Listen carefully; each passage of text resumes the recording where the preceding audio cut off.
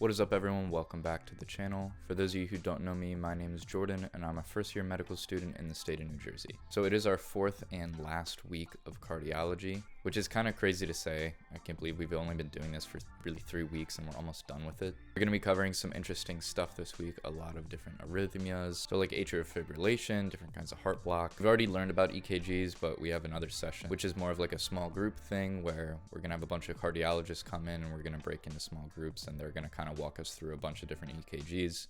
That's going to happen in a few days. Kind of looking forward to it because EKGs can be super confusing if you don't really have like a systematic way of looking at them. So hopefully that'll give us a lot more clarity. Since it's our last week, we already kind of have to start grinding, especially because we don't really have much time to study for this. Typically for our exams, they're on Friday and Monday, Tuesday, Wednesday, Thursday, we don't have any class, so we can kind of focus on studying.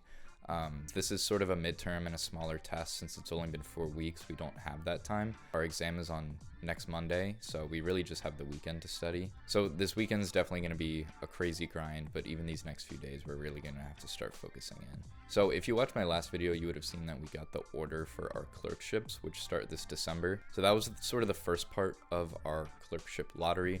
The next part, which is coming up, is where we actually do them.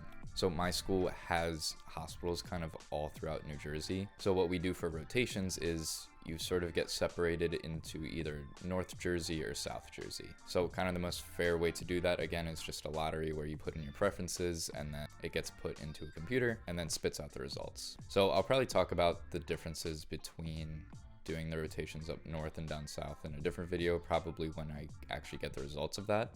But typically most people want to stay up north. If you do your rotations up north, you don't have to move super far away. Some people have families up here, so it makes sense for them to stay up north.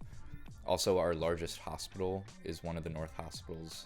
So if you want to be at our biggest academic center, it would make sense for you to stay up north.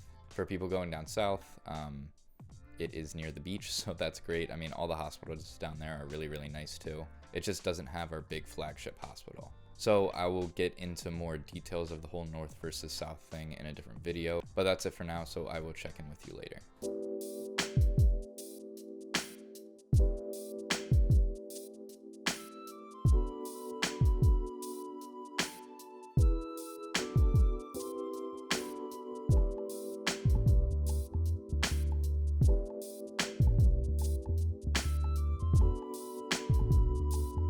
Alright, what's up everyone? It is Wednesday and I just got home from school a little bit ago. Wednesdays at my school are usually not like science lecture days. They're usually clinical skills or a different longitudinal course that we have called human dimension. So today was a clinical skills day and we did something that we have never done before.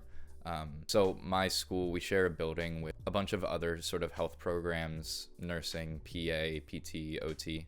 We all kind of share these really nice high-tech mannequins. We've used them some already for hearing heart sounds, including heart murmurs and stuff like that, but today was a little different. They called it a high-fidelity simulation, and the way it worked is we sort of got prepped on a chief complaint, and then our whole group went in there as a team and basically tried to diagnose and treat the patient.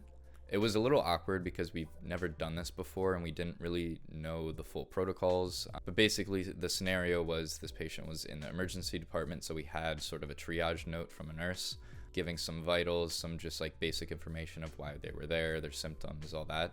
We literally walk up to the mannequin and start talking to it because there's actually cameras in the room and actors sort of on standby to talk as the patient, which is just crazy. I mean, it's a little creepy at first, but it's just so nice to see how technology can help medical education.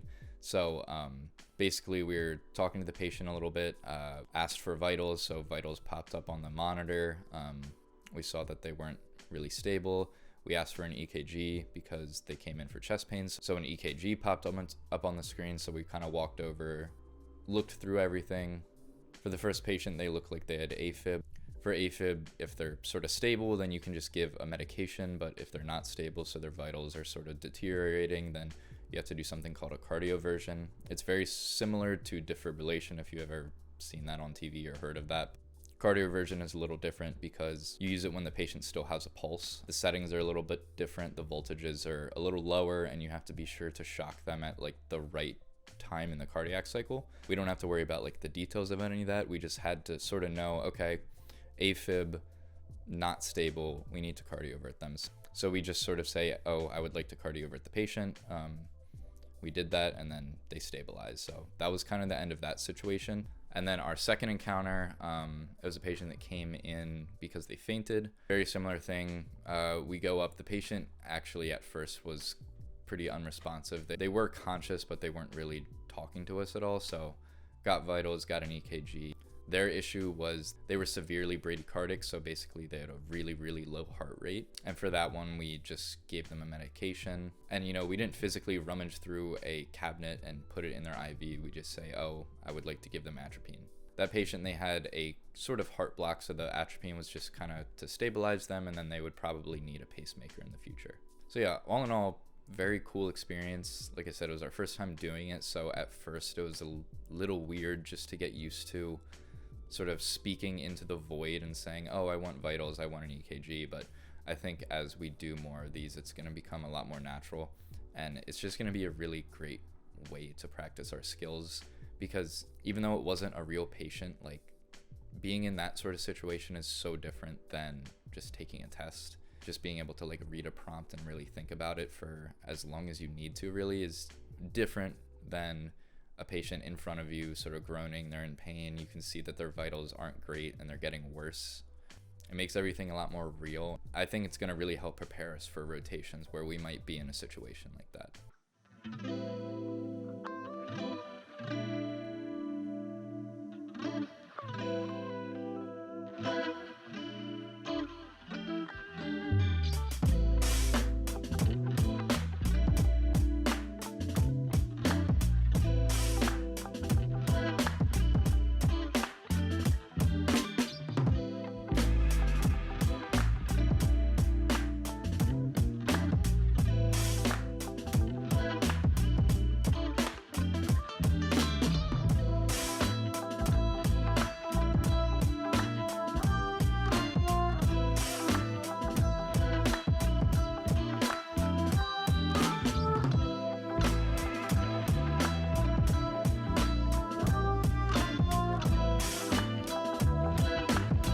Alright, what's up everyone? It is Sunday night, and I just got home from school. Pretty much spent the whole day there studying.